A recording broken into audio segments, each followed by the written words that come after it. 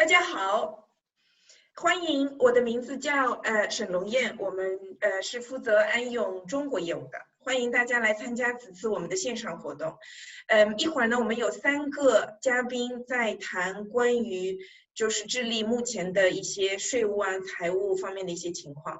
然后呢，麻烦如果你们有问题呢，在屏幕的下方有写着 Q&A 的地方那边提问，好吗？好的，我们现在就开始，第一个的这个演讲者。So let's welcome the first speaker, Javiera.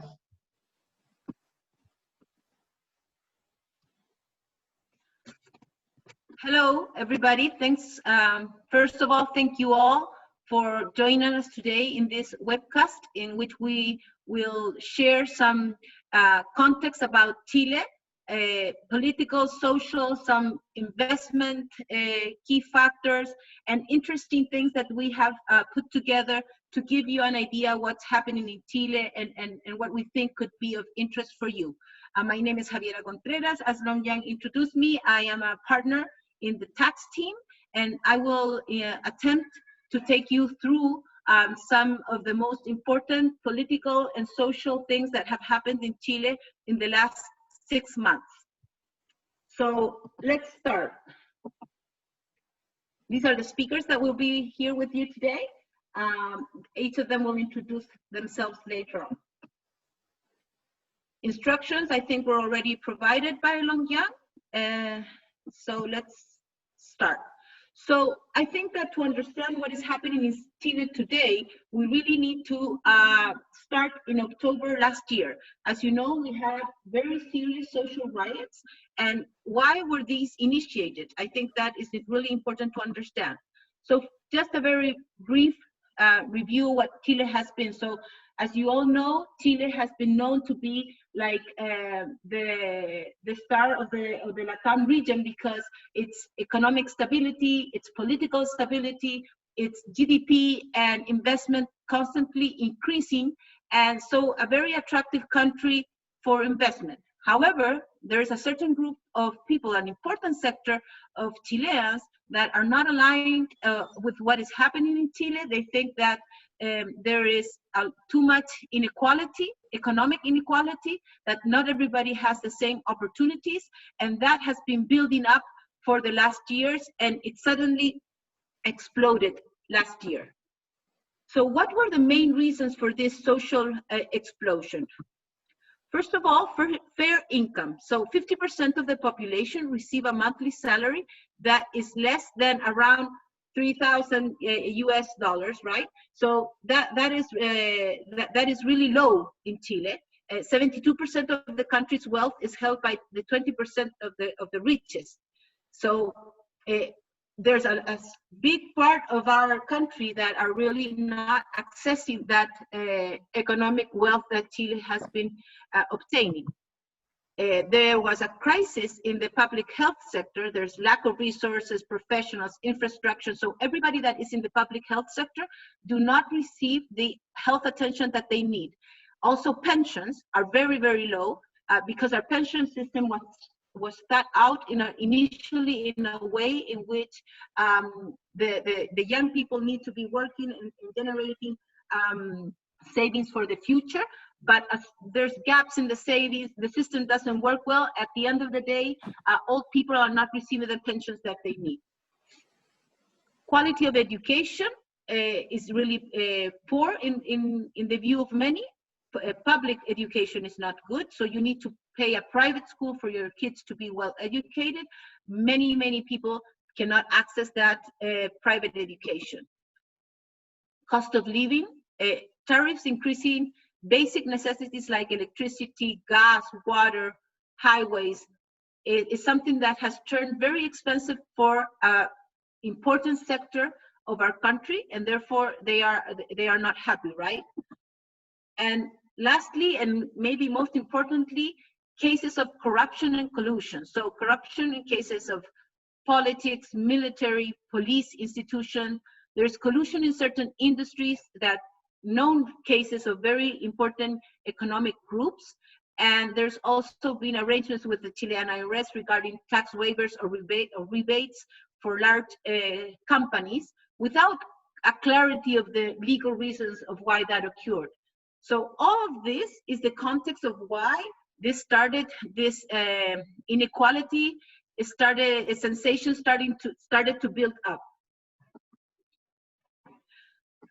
So if we go rapidly, what happened in October 6th, the subway metro fare went up.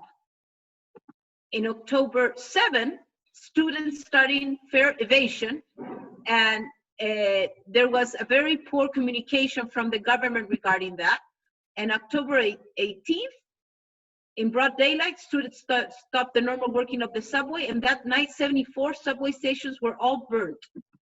And from that date onwards, looting, riots, destruction, protests every day, every week for months. So what was the answer of the government? A social agenda to try and solve the problems that the people were protesting about. Pensions, minimum salary guaranteed, health insurance, medications, electricity rates, municipal funds, and politicians' salaries. All of these are part of legal projects that are under discussion. Some of them have been already approved, some of them are still in discussion, but this was the social agenda, which of course will require additional funds from the government to be able to fulfill all these social promises. So, because of that, there was a lateral effect. The tax reform that had been negotiated for months and months, really difficult negotiation, had to have a turnaround because now we needed funds to fulfill the social agenda. So the tax reform, which had a focus on investment and growth, now had to have a focus on getting resources to pay for the social agenda. And even though the government yielded to that and said, okay, we'll change the focus of the tax reform, the riots and protests continued. And what happened then? The government also announced that they will review the Chilean constitution. So, turnover of the tax reform, different focus. We will now need to collect from the people because we'll need more funds to fulfill the social agenda. So even though growth and investment is still important, we'll still need to put new rules that will collect more. And we will still go on and review all the existing tax exemption in the future to be absolutely sure that we are collecting enough. And a new constitution. So on December 23rd of last year, there was an agreement between all political parties that we would go to a national ballot for all the voters to agree upon having a new constitution or not. This ballot was defined to be on April 26, 2020, but because of the coronavirus, we had to delay that. It is now set for October. So is this really a solution, having a new constitution? Probably not, because what the people are asking for is not solved through a constitution. Because constitution, as we all know, provides basic rights and principles of how we will manage a country, but it does not necessarily give you funds for education or a good health system. That, of course, depends on the funds that the country is capable to generate, and that not necessarily will be solved by a new constitution. But this is a political issue, and we need everybody to have this agreed upon.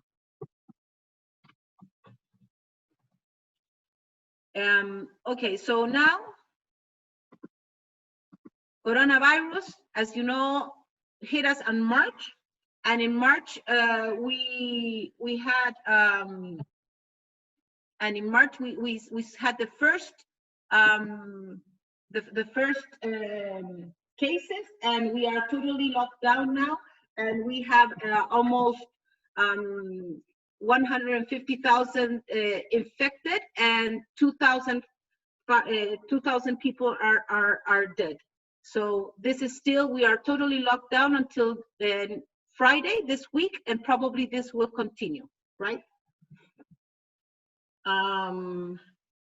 Okay, so We will go really fast regarding the tax reform. So what were the main changes of the tax reform?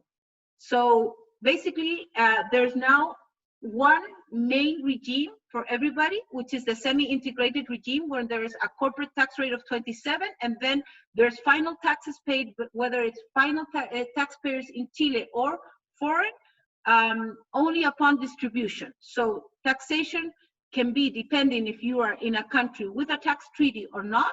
With a Chilean, with Chile, you can have that final taxation rise to 44, 45, or 35%, depending on where you are domiciled. New regulations regarding depreciation. So we have some temporary rules that will help us in the investment, because now you can have 50% of the depreciation of the asset could be immediate once you start using the asset, and the other 50% you can subject it to accelerated depreciation, 1/3 of the useful life. There is a tax refund that was available before in Chile that will now fade off gradually. That's one of the benefits that was taken out because we needed more collection. We have the possibility to recalculate the advanced monthly payments, which is good news for the taxpayers. There's new definitions of what is a foreign financial institution for purposes of taxes, more stricter rules for that. Back-to-back structures will now not access the 4% reduced rate for interest, which is a typical tax-efficient structuring for foreign investors. So that is limited now. We have a rule regarding a VAT credit refund, which you used to have 6 months of having to accumulate credits before you could get a refund from the IRS. Now it's only 2 months. So that's good news also for the taxpayer. Other measures, this is very good news, expenses. We used to have an interpretation of what expenses could be deductible from a tax perspective, and that concept has been changed, now it's broader. This new expense concept now allows those that are related to the interest, development, or maintenance of the company to be deducted. It's an expense that can potentially generate income, not necessarily generate income, which of course is good news. We have a new digital tax, so foreign providers of intermediation and software, and like Airbnb, Amazon, Uber, all those will now start paying VAT in Chile when the user is Chilean. We have a property tax surplus.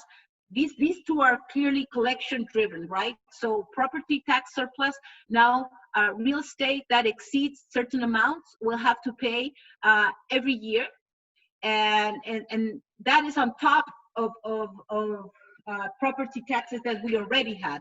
So this is quite expensive for people that have real estate. There are this tax reform also brought new rules for small and medium-sized enterprises. So these have a reduced rate of corporate tax, and they also have a decreased rate of the advanced provisional payments. So they have a lot of different elections, but of course, to be considered a small and medium-sized enterprise, you cannot exceed 3.1 million of equity and 2.7 million of business earnings per year, right? So there are caps to be considered a small and medium-sized enterprise. Now, because of the coronavirus, there were new transitory tax measures and new transitory labor measures that some of them are about to be ended this June, this month, but are supposed to be extended, and new rules are coming on because this pandemic has taken longer than the government thought initially when these were put in force. So probably we will be hearing, the press is already with the new ideas that the government is bringing regarding new measures to ensure that investment keeps flowing into Chile. So there's probably going to be more depreciation rules. There's probably going to be a decrease of the tax rate for small, medium enterprises, the one we were just talking about. Instead of 25, it could go down to 12. So there are new things going on. But things that you should know is that the provisional advance payments are suspended. There's a deferral of VAT payments. There was a deferral of corporate income tax payment until July for these small, medium-sized enterprises. Deferral of real estate tax. There's a suspension of stamp tax until September this year. This is great for bringing in money into Chile as debt, because you don't have to pay the stamp tax, which is 0.8%, right, of the principal. And there's some flexibility to agree upon some arrangements with the IRS when you are in debt with the IRS, and so on. What are the labor measures? The labor measures are basically, because a company is in quarantine, right, and is unable to work, there are these measures that now state that there is a suspension of the employment contract and all the effects of that contract by an act of authority. So basically, the employer does not have to pay remuneration, and the employee does not have to go to work, and the employee can take money from the employment insurance because of this. Okay, this is available for all companies. Now, if there is the suspension that is not caused by an act of authority, the parties can agree to that suspension, and the employee can still have an access to the unemployment insurance. There is also the possibility to reduce the working hours, because maybe your business is having a lot of trouble because of the coronavirus, it's partially shut down, and so on. There's the option to reduce those hours, but the reduction has to be at least 50% of all the hours, and cannot exceed more than 5 months. Now, for companies to access this, there needs some conditions must be met. This is not for all companies. Conditions need to be met. Basically, the company has to prove that it has economic difficulties to survive. In all these cases, the employer must keep paying Social Security. Okay, 100% of the Social Security is still needs to be paid, but there's 12 months to pay the Social Security. So you don't have to pay it up front. You can pay it later on. And of course, and it is important for everybody to understand that besides these special provisions, there's also, and there always has been, the possibility to agree new conditions with your employees. But that requires the agreement of the employee. And of course, these special arrangements, reduction of hours or reduction in salary, that of course can be agreed with the employee, do not have access to the unemployment insurance. So that's the difference between the measures, right? The ones that were incorporated now and the ones that have always existed and allow the parties to agree on different terms. So I know it's a lot of information. The idea was to give you a glimpse of what's happening here in Chile. And now I will pass on the word to Fernando Parga, who will give you some highlights on investment in Chile. Fernando?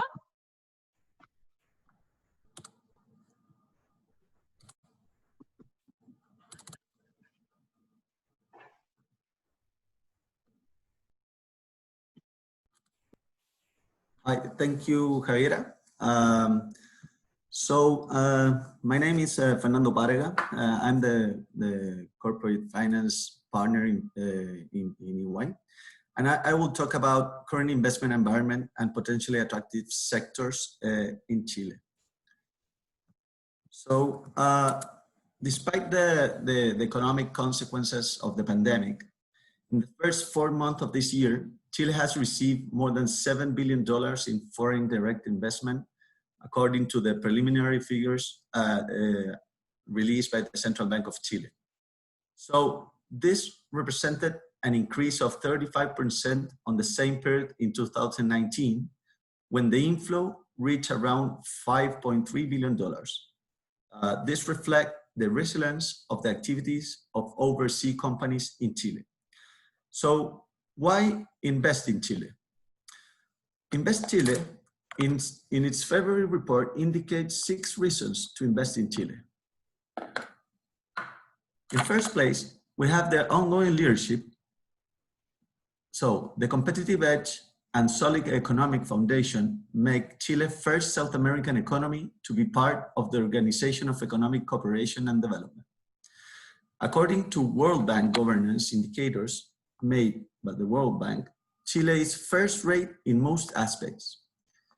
Among the areas that stand out the most are the regulatory framework, with a percentile rank of almost 89%, which captures the ability of the government to formulate and implement sound policies and regulations that permit and promote private sector development.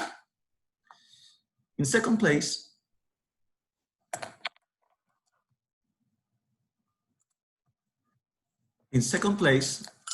we have a sophisticated talent. Chile is positioned as Latin America's leader in education, with 30 of the region's 150 best universities in 2019.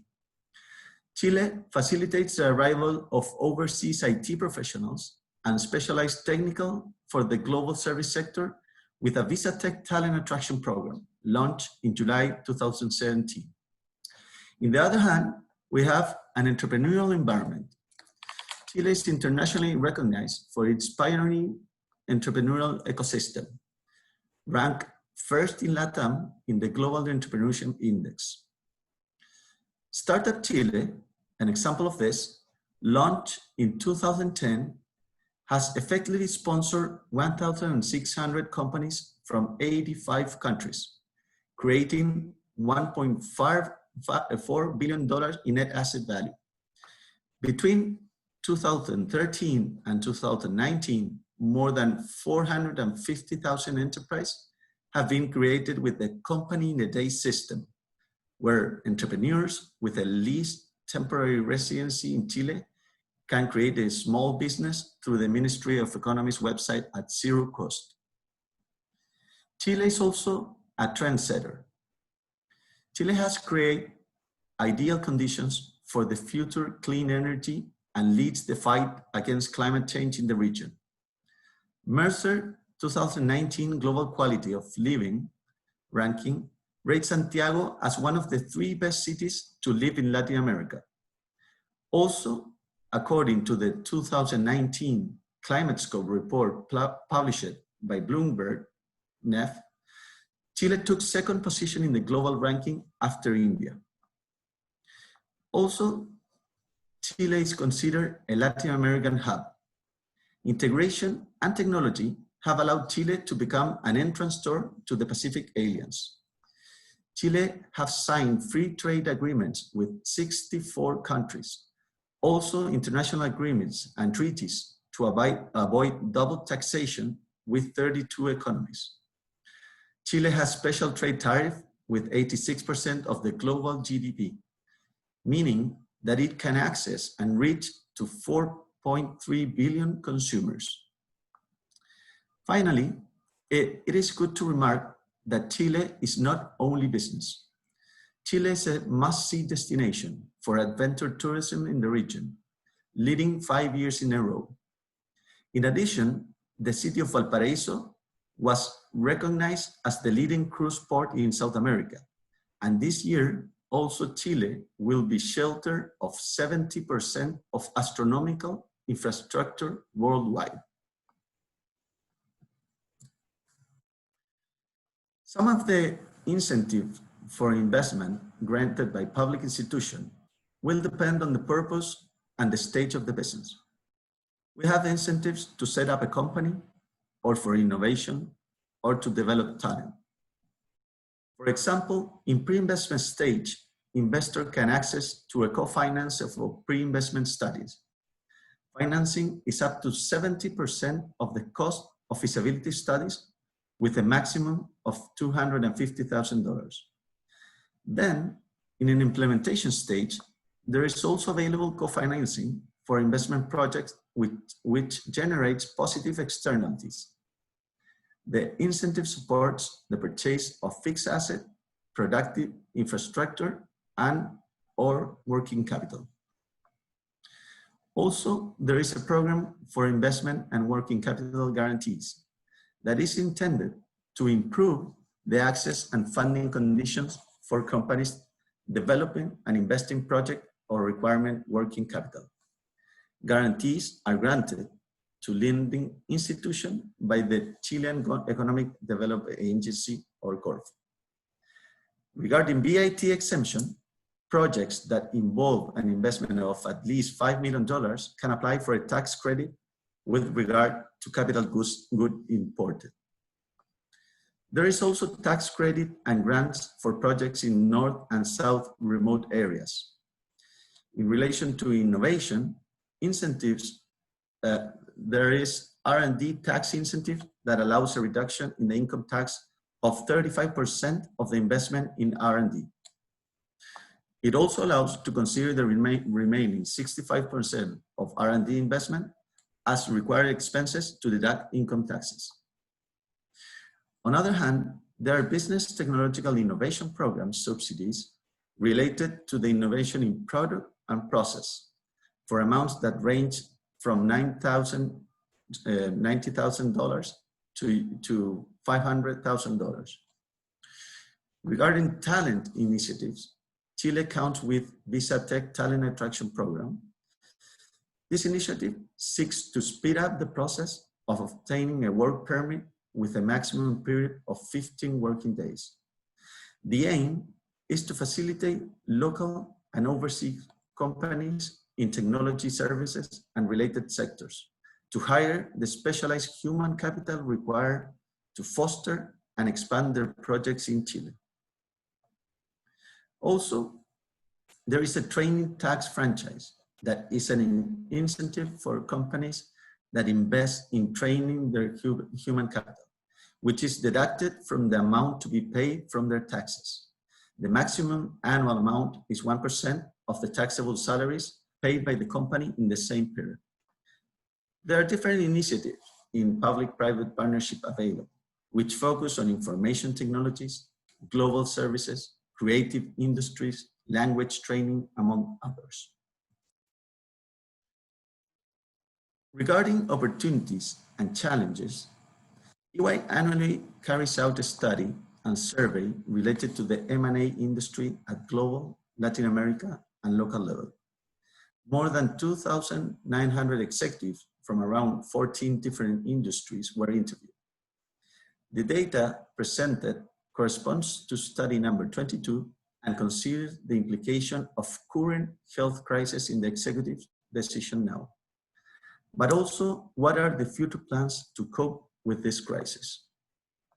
So the results shows that 30% of new acquisitions are designed to open new markets. However, what has grown the most in recent time is Industry 4.0, meaning that the technological era has already begun and companies are taking leaps and bounds to consolidate in this space. Executives continue to look at a range of drivers for M&A to complement their strategic direction. Growth in new markets and adjacent sectors is key for companies to expand opportunities, but they will also look to acquire new capabilities and protect against disruption of all kinds. One of the sectors potentially attractive for investors is renewable energy. For renewable energy, we see COVID-19 having a short to mid-term impact, but the long-term drivers for investment remain strong, making the sector a safer haven. In recent years, the country has positioned itself as a relevant player in renewable energy, and this is reflected in our latest edition of the Renewable Energy Country Attractiveness Index, placing the country in the 13th place of out of 40 markets. Furthermore, the country's objective is to eliminate all coal power plants by 2040. This goal of decarbonization is an excellent opportunity for renewable energy. The country currently stands out for its solar and wind power plants. Other sector is food industry. Chile is a mature market for production and export of functional ingredients oriented in sustainable agriculture and technical specialization, where advances in technology, biotechnology, and research are key in supporting this effort. The country has a robust commercial network supported by 27 trade agreements in 64 markets. It is one of the 15th largest exporters in the agricultural world and has positioned over 50 products in all markets in which it participates. Some top exported products include blueberries, cherries, grapes, prunes, dehydrated apples, salmon, and mussels. Chile is also amongst the first places in any ranking regarding the export of wine and raspberries. Other important sectors is sustainable tourism. Throughout the years, Chile has received a substantial number of foreign tourists, with an average of 6 million people per year. The arrival of foreign tourists doubled in the last 10 years, with expenditures in the country up to 3.7 trillion a year, 28% more than 6 years ago. The industry is constantly growing with the development of new sustainable tourist attraction areas, with potential investment in infrastructure. Regarding venture capitals, Chile serves as an excellent laboratory for companies to test their business model for expanding to other countries in the region. It leads the region on its environment for private equity and venture capital due to its strengths in legal and regulatory framework, protection of intellectual property, and transparency. Despite the negative effects of the pandemic on the economy, investment in venture capital and private equity funds total more than $50 million between February and April this year, which is an equivalent to a 125 rise compared to the same period last year, according to the report prepared by ACAFI and Corfu. And of course, one of the main sectors in Chilean economy is mining, that has an active participation of foreign investors. In Chile, we have 22% of the world's copper reserves and important reserves in other minerals. In addition to 48% of the world's lithium reserves. Chile has a mining investment and portfolio of projects for the period 2019-2026 of $31 billion under evaluation. Also, we have an updated national mining catalog with more than 30 exploration projects available for acquisition, joint ventures, or financing. So now I will leave you with Osvaldo that will continue the presentation. Thank you, Fernando.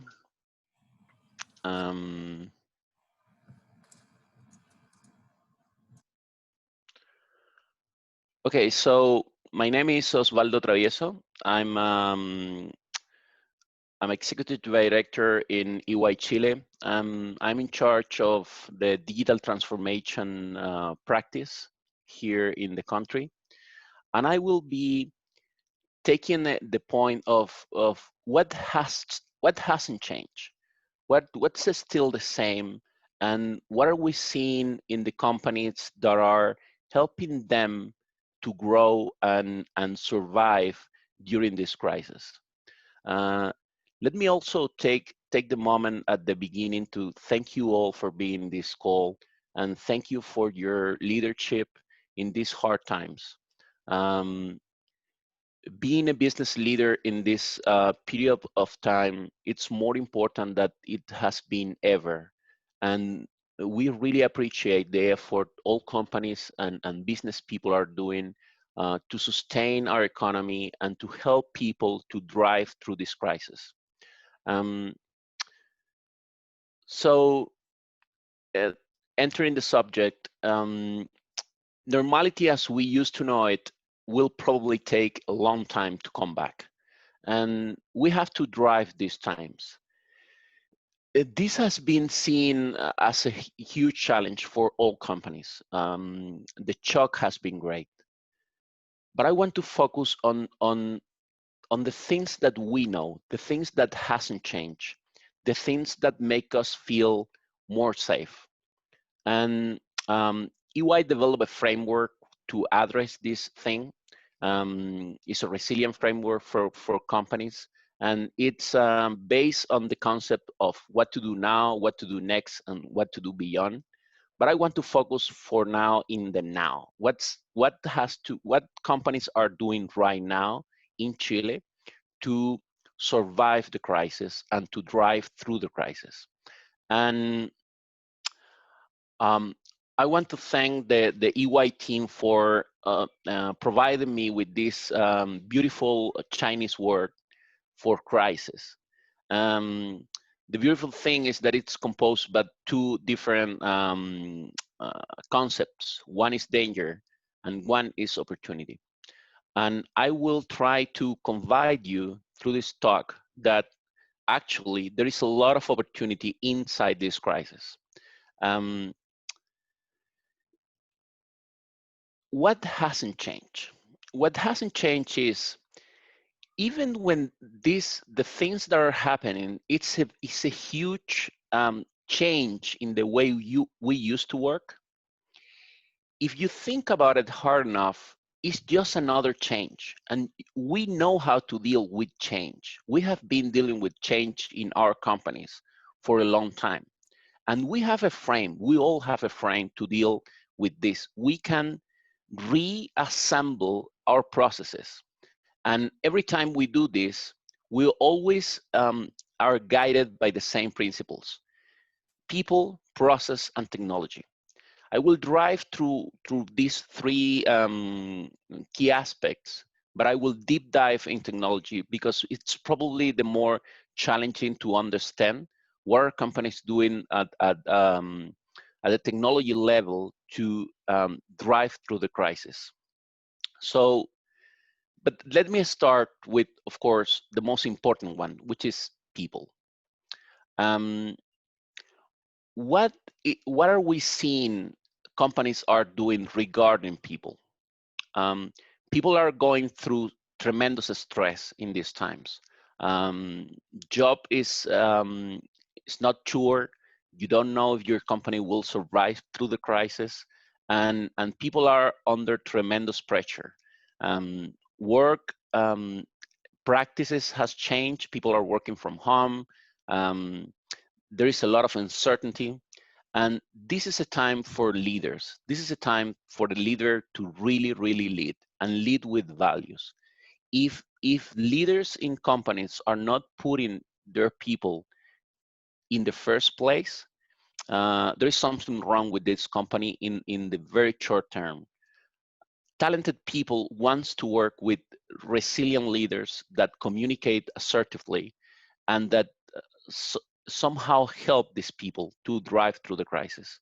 And what we're seeing is the top performance companies in Chile are implemented very comprehensive communication plans to be transparent and talk to their people through the crisis, informing all the things that they're doing and how are they preparing themselves to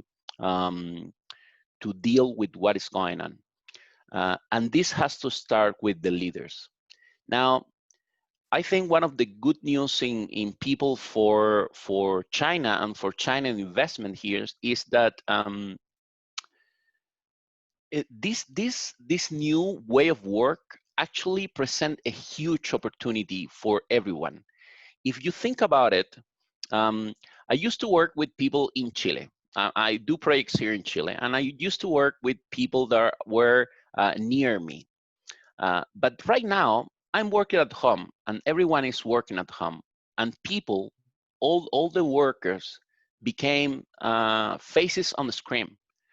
with knowledge that can help, and coordinations that can happen through this type of digital technology. That really has broadened the opportunity to work with anyone, and that includes people as far as in China. I'm working right now in several projects with people from Asia, and they're just, it's right now for us is, and for major companies in Chile, it's the same working with a guy that it's living 2 blocks from your home that in another continent. It's just a face in a screen. It's a guy with the knowledge to work with you. So more, it's happening now more than ever that we are working with people from all over the world. And this is becoming true for Chilean companies, and it will become even more prevalent as time passes on. We are seeing a near future in which we can work with the guy who has the more knowledge, regardless of in which country this guy lives. And this is a huge opportunity for foreign investment to bring talent from another countries without taking a plane, right? We can work in any country right now because we are basically just working remotely and from our homes. This hasn't changed, this hasn't happened before, and we are very excited to see how this will drive business in Chile in the very, very near future. The other aspect that as companies, we always take care when we are dealing with change is processes. We need to change processes. And there is a lot of processes that it's going under changes right now. For once, we have a workforce planning that it's kind of, it's very heated right now. There are companies who are dealing with these new laws that help them survive as companies.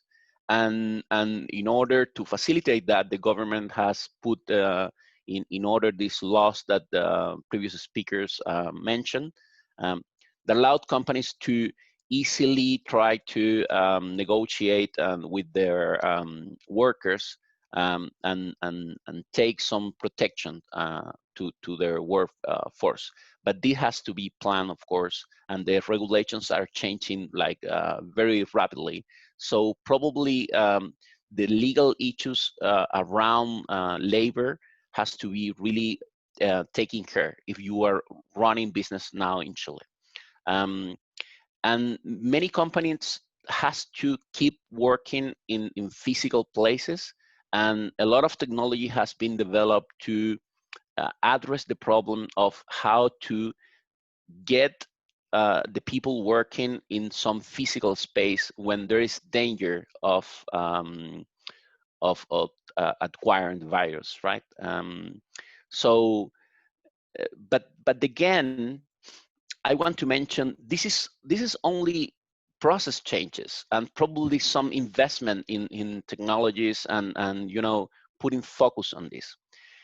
And I want to bring a small story here.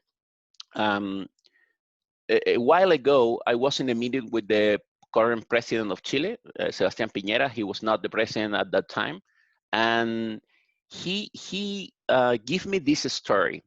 There was two friends that they were like in the forest and camping, and a big brown bear appeared and started chasing them.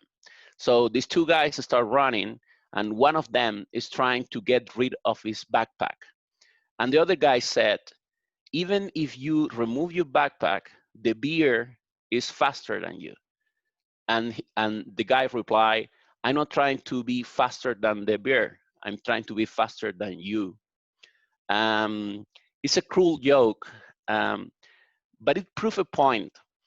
We don't need to excel in these hard times. We don't need to win against the crisis. We just need to win against our competitors. If we do it better than the other companies that are trying to do provide the same services we provide, we will drive through this crisis and we will grow through this crisis. So there is danger, but there is opportunities. And if one thing has been proven to us about China and China entrepreneurship is that you guys are really, really competitive, and you have won through the years, through different markets in all countries. And probably in this crisis, your ability to win, your ability to outbid your competitors will be even highlighted through these hard times. So I think it's a time of opportunity for competitive companies. Finally, I will touch down on technology. We have been seeing in the last months a lot of technology came into the table. I will touch just some of them and explain the basic concepts. But this is really interesting, and it shows us how resilient we are, really, how creative it's humankind, and how fast we can respond to these challenges with digital technology that allowed us to keep working, doing our jobs, and really innovate through these hard times. So we're seeing doctors taking their patients through web calls and digital platforms. We're seeing apps developed for cell phones that allowed people to communicate and clearly state where the symptoms are and whether or not they're sick. And we're seeing companies taking these technologies and implemented them really fast to make sure their people are safe and the job can go on. We have social distance indices that trying to assess if people are getting too close to each other. And we have seen also a trend in implemented contact tracing, which means trying to assess if people during their workday get too close to each other in a way that is danger for both to contract the disease. This is an example of what we're seeing in video analytics. It's a smart cameras that can check your temperature. They can check if you are wearing this mask to protect yourself and others. And this is done automatically and reported to central systems in order to make proper decisions at company level. We have seen the same technology being used to assess if people are getting too close through videos. We're seeing this a bunch of cell phones app applications that help companies to get track of what is going on, especially in big companies with more than 10,000 employees or so, in which the crisis can develop very fast. The general idea behind these phone applications is you detect symptoms and people self-diagnosed themselves, guided through some sort of protocol, and you can assess if people should be sent to make a test, PCR, and understand if they had the disease in order to remove it from the organization through the time to take care of them and really recover. The content tracing aspect of these applications is if you and I were both workers in a company and we have these sort of applications, what these applications does is they have the Bluetooth on. So if you and I get too close, it is recorded that you and me were very close on some point on the day. And this is recorded at central level to analyze and to take decisions with this information. So if one worker later on gets sick, what will happen is these contact tracing technologies will tell you who were the people that were closer to this worker in order to send these people to get the test. So you mitigate the spread of the disease within your company. And what the other thing we're seeing is that this type of information, it's being used to Also, trying to address the issue before it happened. So let's say I have these workers and the guy in the bottom gets sick. It has been in contact with 2 other workers, so I have to send 2 people to take the test. But if the first guy, the guy in the top, gets sick, I need to send 70 people to get the test. So obviously, I will try to ask this guy before he gets sick, why are you being so close to so many people? This is very important in companies that are making, for instance, food in Chile, and companies that need to be in the actual physical space to work. And the risk here is that if too many people get sick in an area of a company that is critical, the value chain can broke, and the company can be disabled to perform what they were designed to do, right? So that's the major risk. But again, as the story of the 2 guys on the brown beer, the thing is act, right? The opportunity is to beat the competitors, is to be a little faster. And my final advice here is for what we've seen in the market is, if you are a leader, and probably if you are in this call, you are a leader. If you are a leader, you probably get where you are by being an optimistic person, by being a guy that can really think about the future in a positive way. And what we see with this crisis is that in these times, being too naive in terms of what this crisis can do for your company can be a mistake. The same positivity that help you through all your life, the strategy to wait and see and hope for the best and be very positive, can really give you a hard time now. In this crisis, you need to act before it really develops a problem in your company. You have to be proactive and start first. But the good news is we are all in this crisis together. So competitive advantage will be the key, essential, central part of what we do in the next few months. And strong companies with a strong leadership will prevail to the crisis. So that's the main point. If you have any questions, we will be happy to answer. I don't know if I will pass the word now to Long Yang with some of the questions of the people. Thank you very much. Thank you, Osvaldo. Yes, we have a lot of questions. So because we're running out of time, so I just picked just 3 questions for each one of the speakers. So the first one, Javi, there is a question about, is there a tax treaty with China? And does that make a difference? Okay, yes, the answer is yes, there is a tax treaty with China. And again, yes, it makes a huge difference.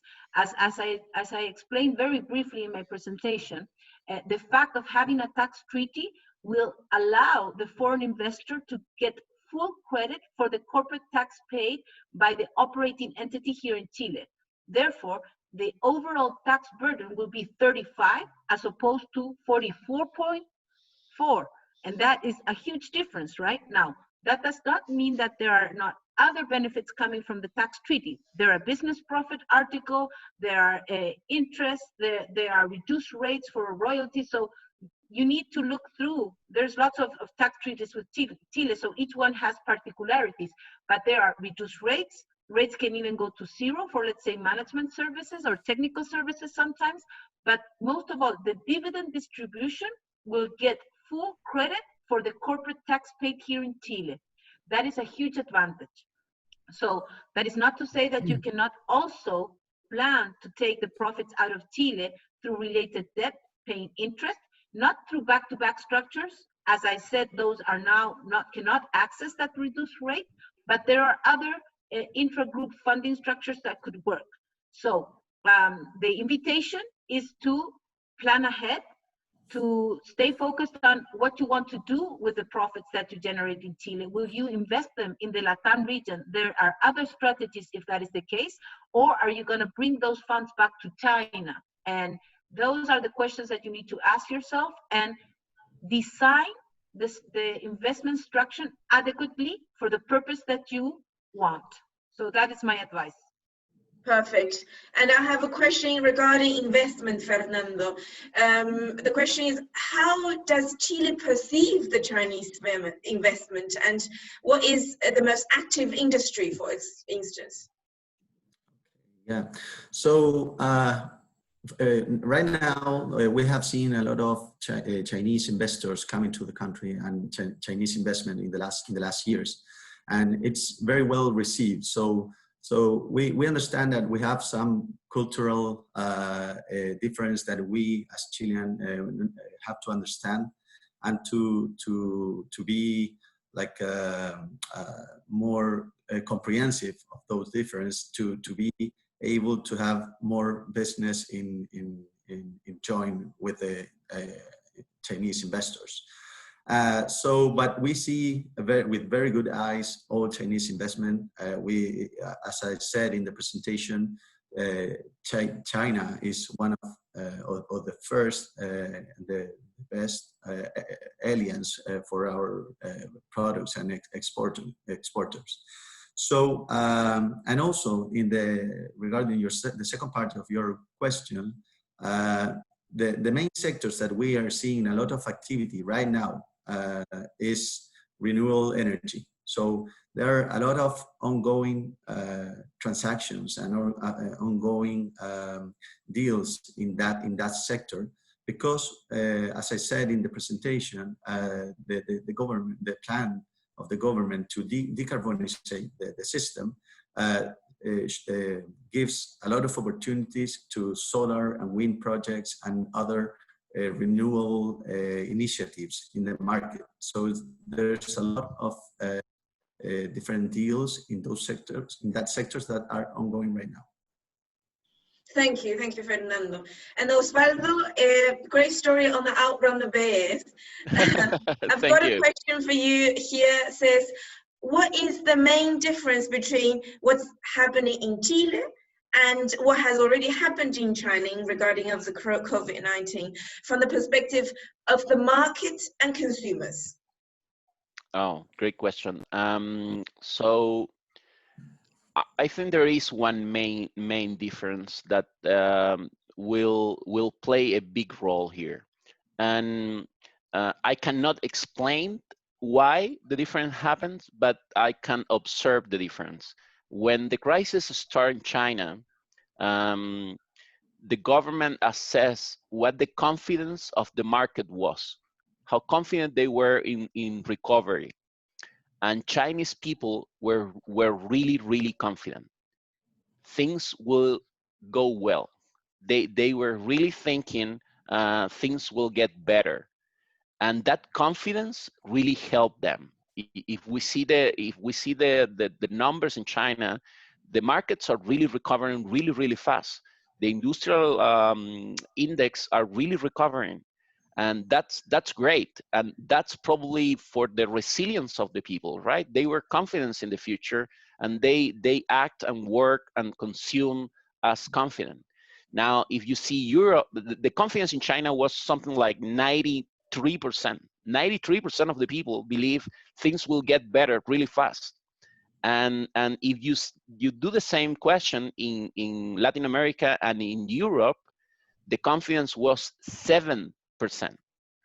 From more than 90 to 7%, just only 7 in Europe. Things will get better fast.